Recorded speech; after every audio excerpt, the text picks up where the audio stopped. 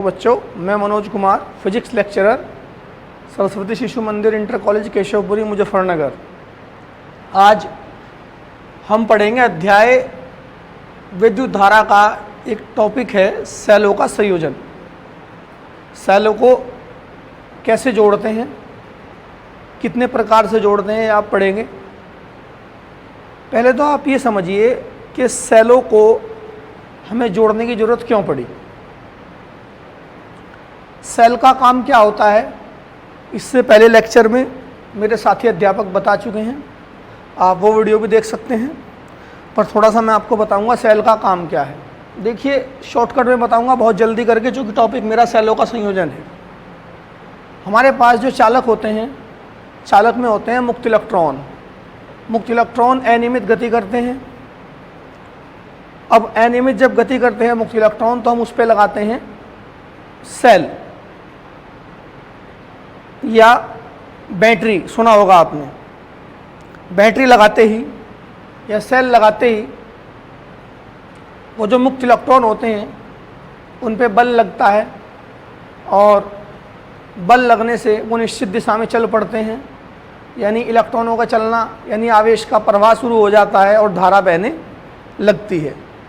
कुल मिला के बैटरी का जो काम है या सेलों का जो काम है वो है चालक में ऊर्जा देकर, चालक में ऊर्जा देकर इलेक्ट्रॉनों को अर्थात आवेशों को चलाना। ये काम सेल का है।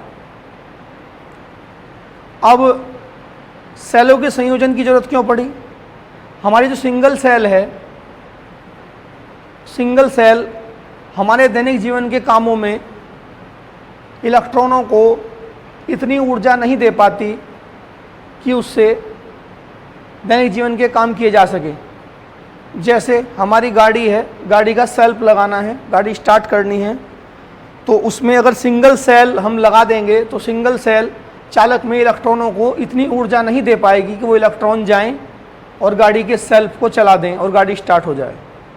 तो सिंगल सेल के पास इतनी ऊर्जा नहीं होती कि सिंगल सेल द्वारा दी गई ऊर्जा इलेक्ट्रॉनों से कुछ काम करा दे। तो हमें ज़रूरत पड़ी सेलों के संयोजन की। तो सेलों को हम किसी परिपथ में मुख्यतः 3 प्रकार से जोड़ते हैं। तो पहला प्रकार हम पढ़ेंगे श्रेणी संयोजन।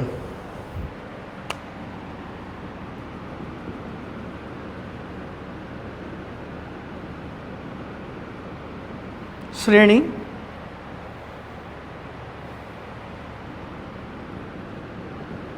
क्रम संयोजन। अब श्रेणी क्रम में सेलों को कैसे जोड़ेंगे, देखिए। सेल का जो प्रतीक होता है ये प्लस, ये माइनस, और ये सेल का आंतरिक प्रतिरोध आर।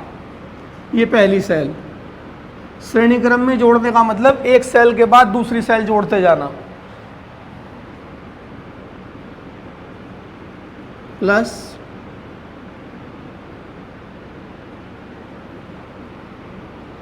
ये माइनस टर्मिनल हो गया। ऐसे हमने एक सेल जोड़ दी, फिर दूसरी जोड़ दी,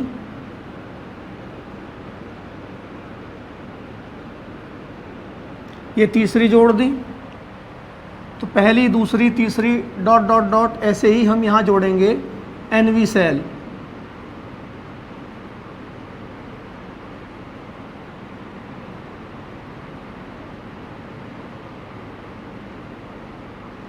ये हमारी एनवी सेल हमने यहाँ जोड़ दी।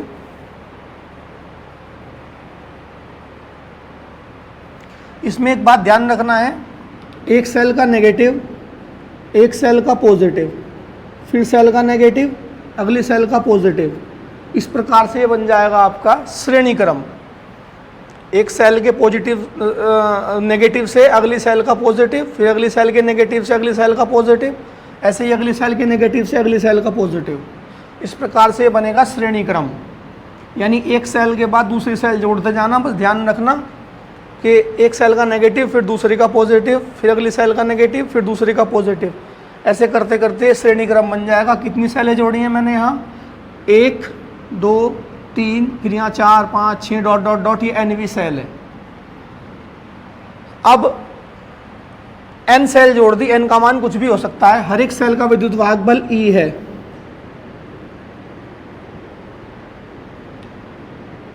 और ये सेलें, सभी सेल जो मिला के जब सेलों को आपने जोड़ दिया तो ये बन जाती है एक बैटरी। ये क्या बन जाती है? एक बैटरी बन जाती है। और ये बैटरी किसी बाह्य प्रतिरोध R में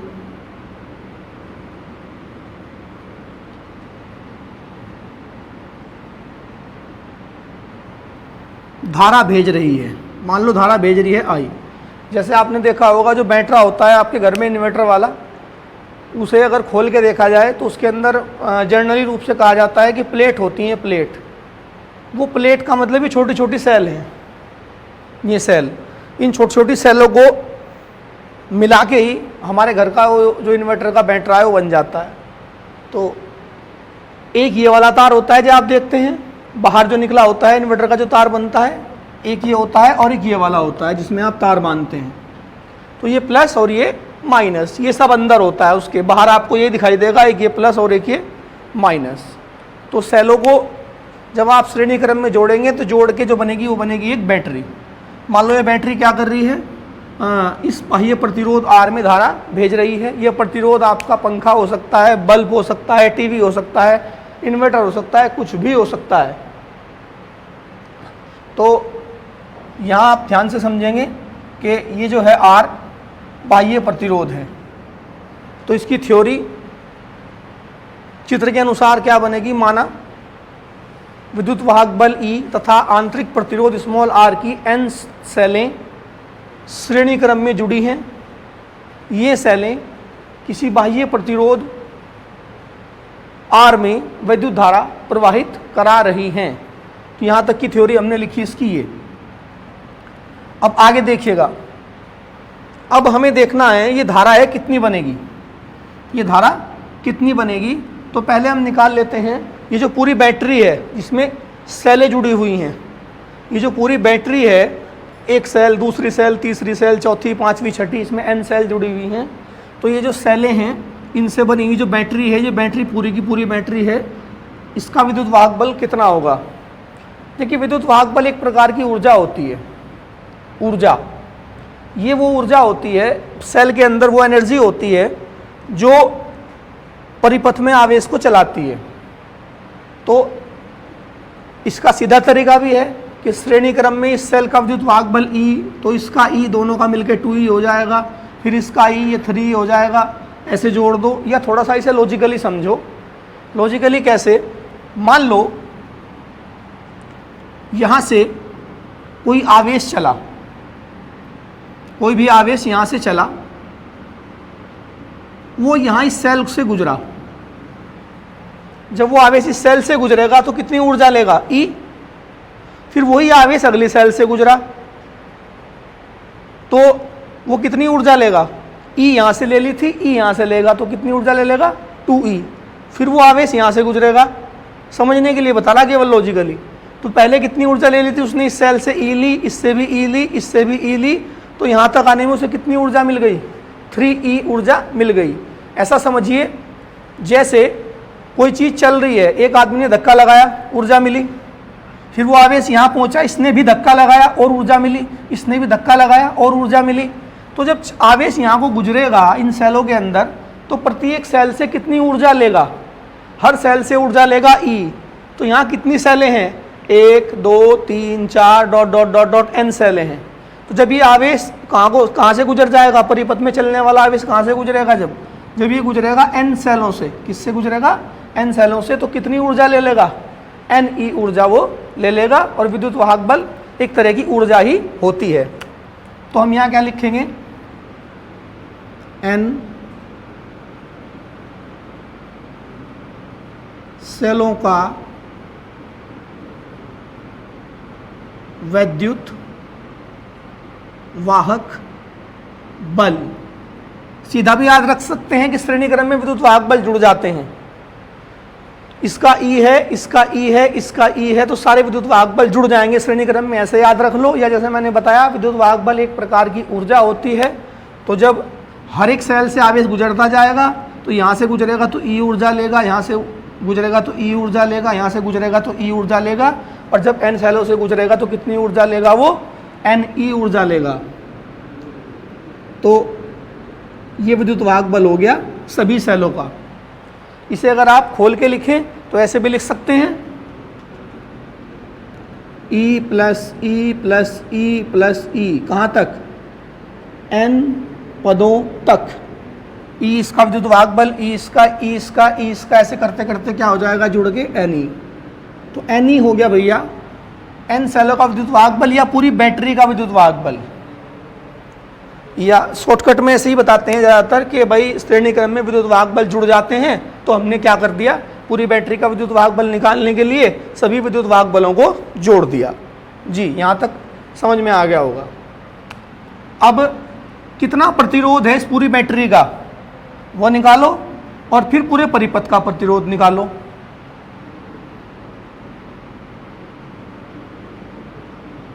एन सेलों का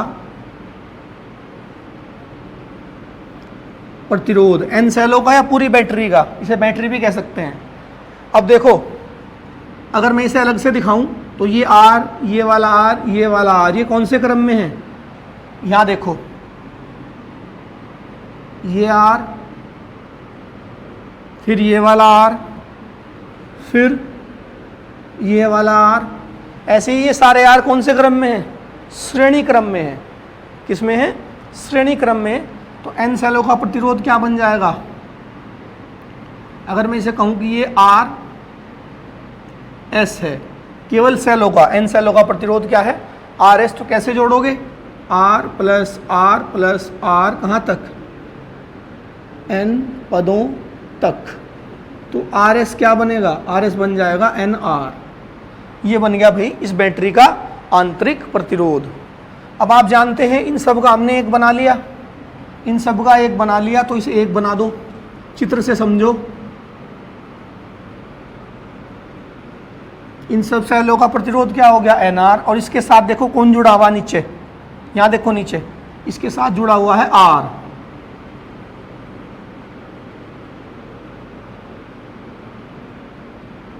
अगर आप दिखाना चाहते हैं कि हम सेल को भी दिखाना चाह रहे, तो सेल को भी ऐसे दिखा सकते हैं आप।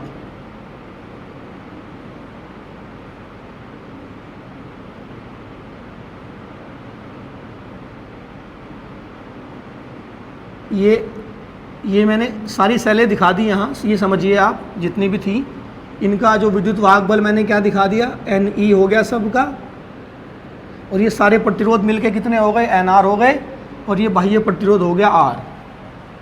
ये सारी सेल है ना, ये इकट्ठी दिखा दी है, समझिए। तो इन सब का विद्युत वाहक बल कितना बना, एन ई, और ये सारे प्रतिरोध मिलके क्या बने, एन आर बने। अब इसके साथ कौन लग रहा है, आर और लगा हुआ है, तो पूरे परिपथ का प्रतिरोध क्या बनेगा भाई, पूरे परिपथ का R T, T for total, T लिखो ना लिखो, कुल प्रतिरोध मैंने लिख दिया है, पूरे परिपथ का प्रतिरोध टी लिख सकते हैं, टी फॉर टोटल, नहीं तो खाली आर भी लिख सकते हैं, पर आर हम इसे ले चुके, इसे आर मत लिखना, आर टी ही लिखना, टी फॉर टोटल, आर तो आप इसे ले चुके ना। तो पूरे परिपथ का प्रतिरोध कितना बन गया, ये और ये कौन से क्रम में है, श्रेणी क्रम में है, एन आर और आर, तो ये सीधे जुड़ जाएंगे, आर एस प्लस आर, तो R T, T for total, यानी पूरे परिपथ का प्रतिरोध कितना हो जाएगा, आर एस की वैल्यू हो गई एन आर, और ये हो गया आर। तो ये बन गया हमारा पूरे परिपथ का प्रतिरोध, पूरे का मतलब इस सारे के सारे का प्रतिरोध बन गया। यहाँ तक समझ में आ गया होगा। अब देखिएगा, एन सेलों से प्रवाहित धारा I बराबर, फॉर्मूला होता है कुल वैद्युत वाहक बल बटे कुल प्रतिरोध। तो I इज इक्वल टू हो गया, कुल विद्युत वाहक बल देखिए कितना बना था हमारा Ne, और कुल प्रतिरोध हमारा कितना बना था RT। RT की वैल्यू होगी NR प्लस R। ये हुई हमारी करंट जो कहाँ से चलेगी, इन सेलों से इस प्रतिरोध में चलेगी। अब इसमें ध्यान से देखिएगा, यदि मेरे पास केवल एक सेल हो, यदि मेरे पास क्या हो, केवल एक सेल हो, यहाँ बनाता हूँ मैं, केवल एक सेल प्लस माइनस आंतरिक प्रतिरोध R, बाह्य प्रतिरोध R, इस सेल का विद्युत वाहक बल हो गया E। मान लो इससे जो करंट आ रही वो I डैश है। तो अगर एक सेल हो तो एक सेल से प्राप्त धारा I डैश बराबर कितना हो जाएगा, वही फॉर्मूला, कुल विद्युत वाहक बल कितना है उसका E है, और कुल प्रतिरोध कितना है R, और R श्रेणी क्रम में है तो R प्लस R, ये हो जाएगा इसका कुल करंट जो इससे निकलेगी एक सेल से। अब हमने ऐसा क्यों करा कि भाई तुम्हें, हमने क्या समझा दिया, हमने समझा दिया तुम्हें कि भाई n सेलों से यानी बैटरी से कितनी करंट आएगी, और एक सेल होती तो कितनी करंट आएगी। यहाँ तक उम्मीद है समझ में आ गया होगा। अब इसमें कुछ स्पेशल केस हैं, जैसे फर्स्ट पॉइंट है, यदि NR लेस,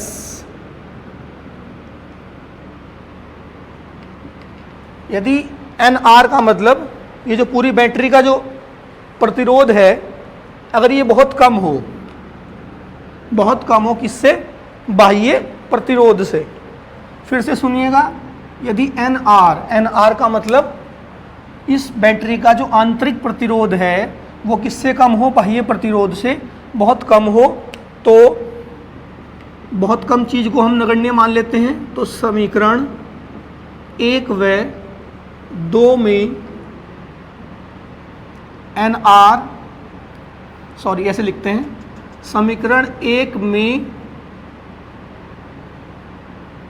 NR को व समीकरण 2 में R को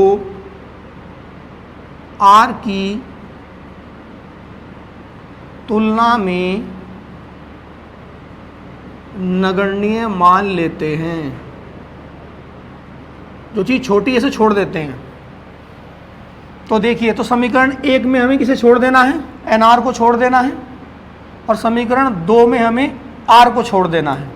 तो अब समीकरण 1 क्या बन जाएगी, I का मतलब, तो N सेलों से प्राप्त धारा I बराबर, ये क्या बनेगी, आपने इसमें से किसे छोड़ दिया, NR को छोड़ दिया, तो NE अपॉन R बन जाएगा। ये समीकरण हो गई 3। और अब समीकरण 2 की बात करो तो क्या बनेगा, एक सेल से प्राप्त धारा I डैश, इसमें भी हम R को छोड़ देंगे तो क्या बनेगा, I डैश बराबर E अपॉन R। कुछ किताबों में यहाँ लगभग का निशान लगाया गया है, पर इक्वल भी लगा सकते हैं, कोई दिक्कत नहीं है। अब आप समीकरण 3 और 4 को देखो, समीकरण 3 और 4 को देखिए, E अपॉन R की वैल्यू क्या है, E अपॉन R की वैल्यू I डैश है। तो समीकरण 3 व 4 से क्या बनेगा, I बराबर N तो रह चुका तू, और E अपॉन R क्या हो गया, I डैश। N सेलों से प्राप्त धारा I बराबर, ये बराबर यहाँ ना था, मैं यहाँ लगा रहा हूँ चूंकि जगह कम है उधर, N गुणा एक सेल से प्राप्त धारा। तो इसका क्या मतलब हुआ, जरा आप थोड़ा ध्यान से समझिएगा। मान लो एक सेल से धारा आती है, 2 एम्पियर। एक सेल से कितनी करंट आती है?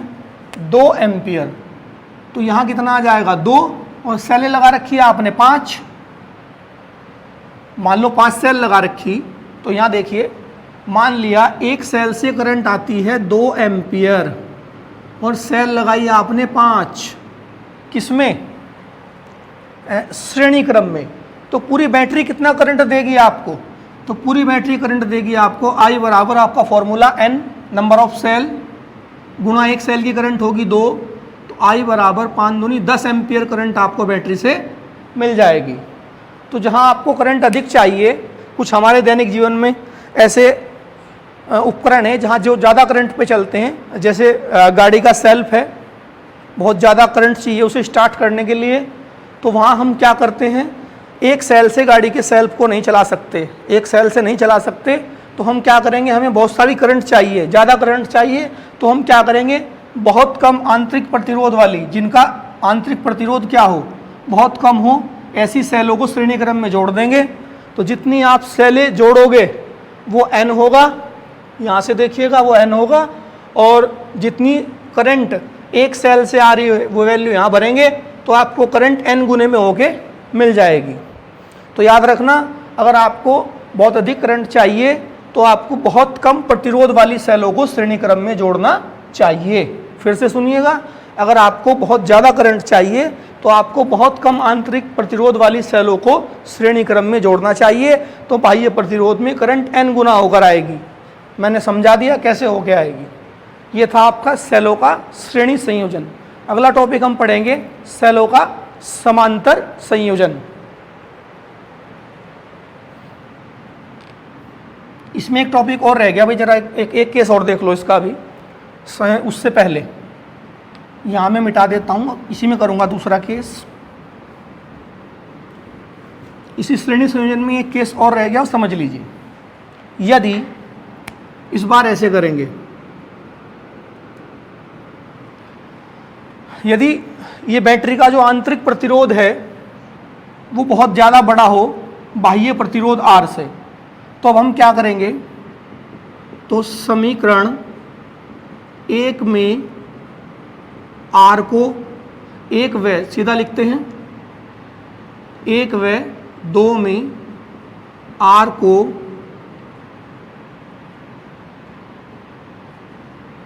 नगण्य मान लेते हैं। फिर से सुनिएगा, यदि ये बैटरी जो आपने बनाई श्रेणी क्रम में सेलों को जोड़ के, इसका प्रतिरोध बहुत ज़्यादा हो और बाह्य प्रतिरोध बहुत कम हो, तो समीकरण 1 और 2 में हम R को छोड़ देंगे। तो जो हमारी बनेगी एक सेल से प्राप्त धारा, उसमें यहाँ से देखते हैं क्या बनेगा, एक सेल से प्राप्त धारा ये और N सेलों से प्राप्त धारा ये। तो समीकरण 1 का प्रयोग करेंगे पहले, तो N सेलों से प्राप्त धारा कितनी बनेगी, अब I बराबर N E, किसे छोड़ देना है इस बार, R को छोड़ देना है। तो R को छोड़ के यहाँ बनेगा N R, N से N कैंसिल हो जाएगा, तो I इक्वल टू बनेगा E अपॉन R। ये समीकरण हो गई हमारी।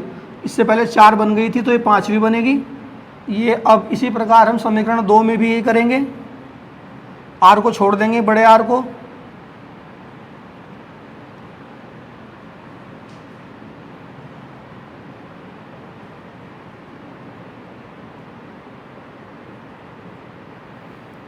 ये I डैश है, यहाँ क्या बनेगा E अपॉन R। ये हो गया हमारा समीकरण 6।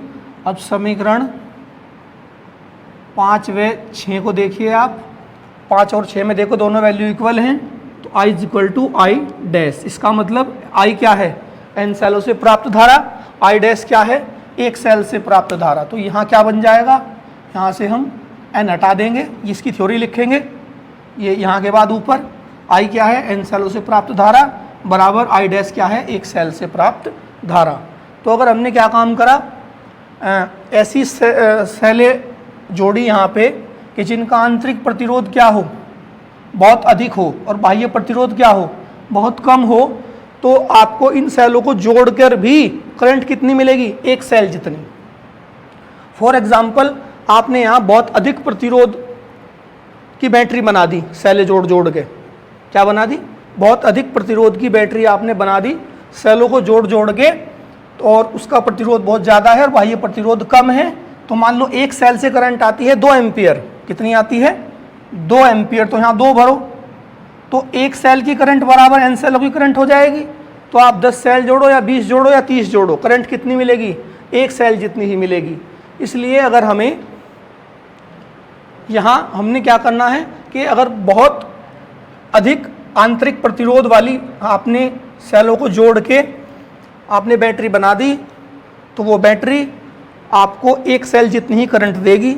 इसलिए धारा का लाभ अगर आपको लेना है तो श्रेणी क्रम में आपको, इससे पहले वाला केस आपने पढ़ा है, बहुत कम आंतरिक प्रतिरोध वाली सेलों को ही जोड़ना चाहिए।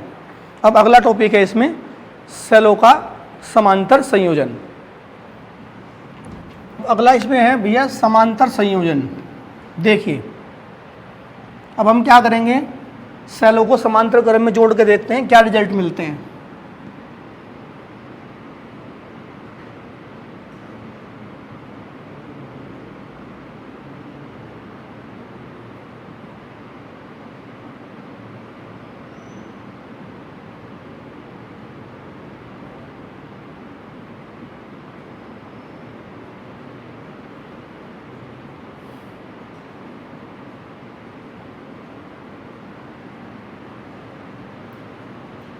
हर सेल का विद्युत वाहक बल मान लीजिए E है।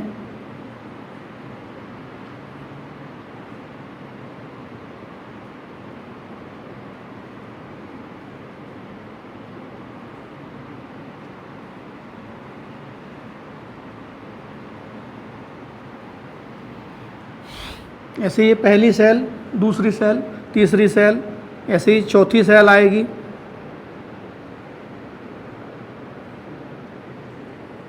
फिर 5वीं सेल आएगी, फिर 6ठी, 7वीं, 8वीं, ऐसी ये nवीं सेल हमने कोई लगा दी यहाँ।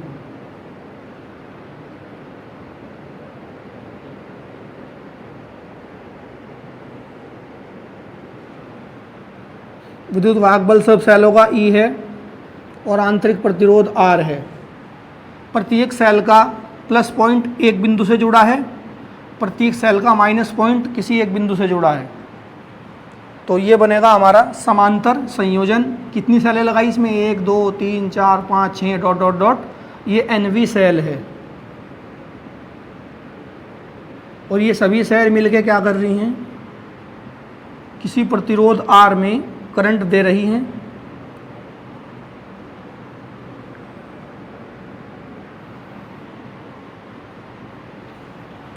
तो श्रेणी क्रम में क्या था कि एक सेल का नेगेटिव, फिर दूसरी का पॉजिटिव, फिर अगली का नेगेटिव, फिर दूसरी का पॉजिटिव, ऐसे जुड़ा हुआ था श्रेणी क्रम में। पर समांतर में क्या है? समांतर में हर एक सेल का प्लस पॉइंट एक बिंदु से, और उसी सेल, जितनी भी सेलें आपने लगाई उन्हीं के जो ऋण ध्रुव हैं, नेगेटिव जो पॉइंट्स हैं, वो किससे जुड़े हैं? किसी दूसरे बिंदु से जुड़े हैं। देखो इन सेल के सारे प्लस एक बिंदु पे जुड़ गए और इन सेल के सारे नेगेटिव एक बिंदु से जुड़ गए। तो ये बन गया हमारा क्या? समांतर क्रम बन गया। अब ध्यान से समझिएगा, इससे पहले थ्योरी लिख लेते हैं। माना विद्युत वाहक बल E तथा आंतरिक प्रतिरोध स्मॉल r की n सेलें समांतर क्रम में जुड़ी हैं। ये सेलें किसी बाह्य प्रतिरोध R में धारा प्रवाहित कर रही हैं। अब आप जानते हैं, ये आपने उसमें भी पढ़ा होगा प्रतिरोधों के संयोजन में, कि समांतर क्रम में विद्युत वाहक बल सेम रहता है। अगर इस सेल का विद्युत वाहक बल E है तो इसका भी E होगा, इसका भी E होगा। यानी अगर हम एक वोल्टमीटर लगाएं, उसका एक तार यहाँ जोड़ें और एक तार वोल्टमीटर का यहाँ जोड़ें, तो वो हमें कितनी वोल्टेज बताएगा? जितनी प्रत्येक सेल की वोल्टेज है, यानी जितना प्रत्येक सेल का विद्युत वाहक बल है। फिर से समझिएगा, समांतर क्रम में जुड़ी सभी सेलों का विद्युत वाहक बल E ही होगा। श्रेणी क्रम में तो विद्युत वाहक बल जुड़ जाते थे, लेकिन इसमें क्या होगा? यहाँ इन दोनों सिरों के बीच जो विद्युत वाहक बल बनेगा वो ई ही बनेगा। ठीक है, तो इसमें लिखते हैं एन सेलों का विद्युत वाहक बल, समांतर क्रम में है इसलिए ई रहेगा।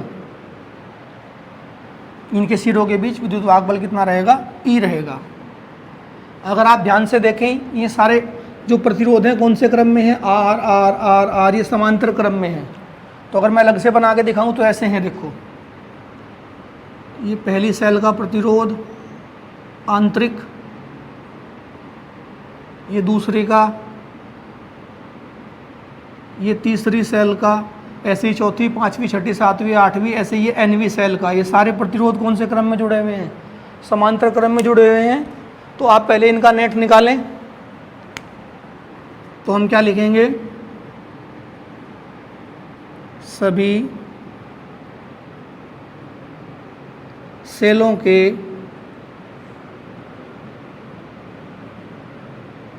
आंतरिक प्रतिरोध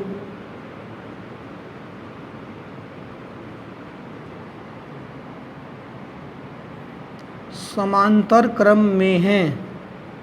तो पहले सेल कह लो, सभी सेल कह लो, या बैटरी कह लो, इसे यहाँ से यहाँ तक की एक बैटरी मान सकते हैं। तो मान लो इन सभी सेलों का तुल्य प्रतिरोध आर पी है। तो आप जानते हैं समांतर क्रम में इन्हें उल्टे जोड़ते हैं, तो हम इन्हें जोड़ के क्या लिखेंगे? 1/r plus 1/r plus 1/r, कहाँ तक? n पदों तक। तो 1/r p is equal to P4 parallel यानी समांतर, 1/r 2/r 3/r, कहाँ तक है? n/r तक। तो R P is equal to क्या आ जाएगा भाई? ये आ जाएगा R/n। ये हो गया ये प्रतिरोध सारा का सारा, ये जो आपने सेलें लगा रखी। अलग से बना के दिखाता हूँ। प्लस माइनस प्लस माइनस, ये तो सारी सेलें बना दी मैंने। और इसका जो प्रतिरोध आ गया इन सब का मिलके वो आ गया R/n। आर पी की वैल्यू हो गई है। और जो विद्युत वाहक बल आया इस पूरी सेलों का वो कितना आ गया भाई? वो आ गया E। ये मैंने कई सारी इसलिए दिखा दी कि जिससे आपको बड़ी बैटरी दिखाई दे, इसे आप एक भी दिखा सकते हैं। और ये हो गया बाह्य प्रतिरोध R। या मैं इसे ऐसे भी दिखा सकता हूँ कि ये सब समांतर क्रम में है, तो आप इसे एक बैटरी नुमा भी दिखा सकते हैं। ये बस समझो ये सारी सेलों के मिला के तुल्य सेल है। ये जो ना ये सेलें सारी मिला रखी, इनके मिला के तुल्य सेल ये बनेगी। तो इन सब का तुल्य प्रतिरोध क्या बनेगा? R/n बनेगा। बाह्य प्रतिरोध क्या लगा दिया हमने? R लगा दिया। तो अब देखो ये RP और ये R कौन से क्रम में है? ये दोनों श्रेणी क्रम में हो गए। अब निकालेंगे पूरे परिपथ का प्रतिरोध।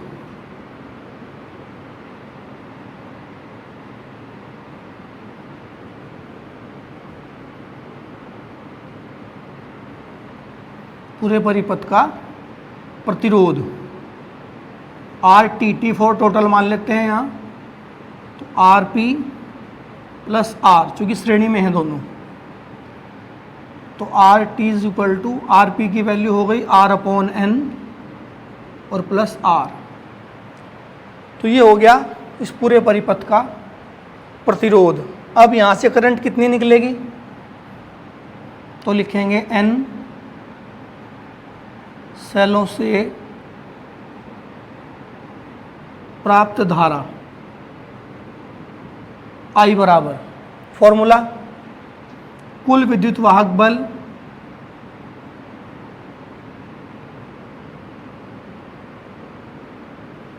बटे कुल प्रतिरोध।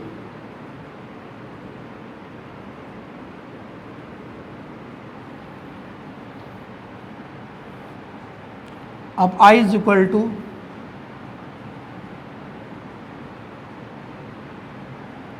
कुल विद्युत वाहक बल हो गया E, और कुल प्रतिरोध जो हमारा है वो हो गया R/n प्लस R। इसका आप एलसीएम ले लें, I is equal to N ऊपर पहुंचेगा तो ये हो जाएगा R प्लस एन आर। ये बनेगी समीकरण 1। तो ये हो गई हमारी n सेलों से प्राप्त धारा। यहाँ के बाद अगर हम एक सेल जोड़ें तो वहाँ से हमें कितनी करंट मिलेगी?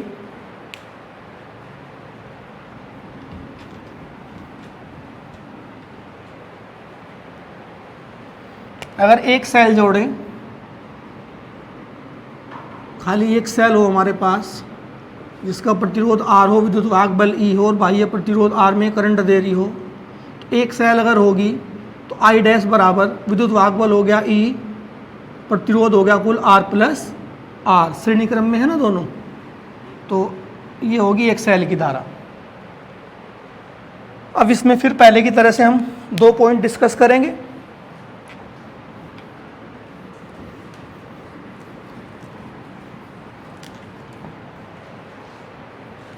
पहला पॉइंट, यदि R लेस हो NR से, जब R छोटा है, R का मतलब प्रत्येक सेल का आंतरिक प्रतिरोध कम है NR से, तो समीकरण 1 व 2 में R को नगण्य मान लेते हैं। तो अब समीकरण 1 क्या बन जाएगी? I मतलब क्या? n सेलों से प्राप्त धारा कितनी हो जाएगी? NE अपॉन R को आपने छोड़ दिया NR, और ये बनी समीकरण हमारी 2 बन गई थी 3। ये क्या थी? n सेलों से प्राप्त धारा।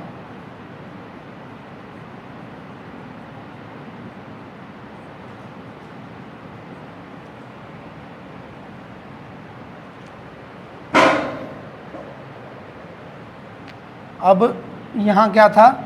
इसके बाद एक सेल से प्राप्त धारा,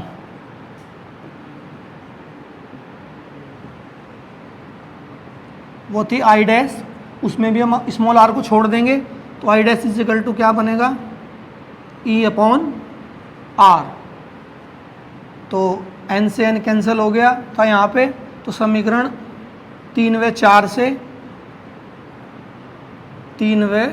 4 से आप देख सकते हैं I is equal to I dash, यानी कि n सेलों से प्राप्त धारा बराबर एक सेल से प्राप्त धारा।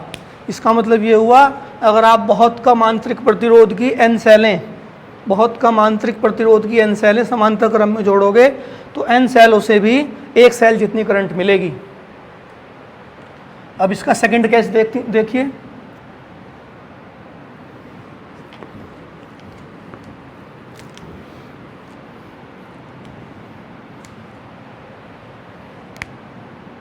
सेकंड केस में क्या है इसके? यदि R बड़ा हो NR से, इस बार R बड़ा है, तो समीकरण 1 में NR को तथा समीकरण 2 में R को नगण्य मान लेते हैं। तो देखते हैं अब क्या बनेगी। समीकरण 1 से n सेलों से प्राप्त धारा, देखिएगा I बराबर, इसमें से आपने किसे छोड़ दिया? इसमें से आपने NR को छोड़ दिया, तो क्या बना? NE upon R। ये बनी हमारी समीकरण 5। अब इसी प्रकार समीकरण 2 में हम किसे छोड़ेंगे? समीकरण 2 में हम R को छोड़ देंगे। एक सेल से प्राप्त धारा I डैश बराबर, वहाँ से आप R को छोड़िएगा, बड़े R को, तो क्या बनेगा? E अपॉन R बनेगा। अब समीकरण 5 व 6 से देखिएगा ई अपॉन आर की वैल्यू आई डैश हो गई, तो आई बराबर क्या हो गया, आई बराबर देखिएगा ये एन और ई अपॉन आर की वैल्यू क्या बन गई, आई डैश। तो अब क्या हुआ, ये एन सेलों से प्राप्त धारा बराबर एन गुणा एक सेल से प्राप्त धारा। इसका मतलब हुआ यदि आप बहुत अधिक आंतरिक प्रतिरोध वाली सेलें, बहुत अधिक आंतरिक प्रतिरोध वाली सेलों को समांतर क्रम में लगाएंगे तो आपको धारा एन गुनी होकर मिलेगी। फॉर एग्जाम्पल पहले वाला, अगर हर सेल से आने वाली करंट आई डैश 2 एम्पियर है, आई डैश, और आपने एन बराबर 5 सेल यहाँ लगाई हैं, तो आपको यहाँ मान भर के देखिएगा 10 एम्पियर करंट मिल जाएगी, बशर्ते कि इन सेलों का आंतरिक प्रतिरोध क्या होना चाहिए, बहुत अधिक होना चाहिए। तो अब आपने पढ़ लिया कि श्रेणी क्रम में करंट मैक्सिमम कब मिलेगी और समांतर क्रम में करंट मैक्सिमम कब मिलेगी। आज की वीडियो में इतना ही, धन्यवाद। पूरी वीडियो को देखना।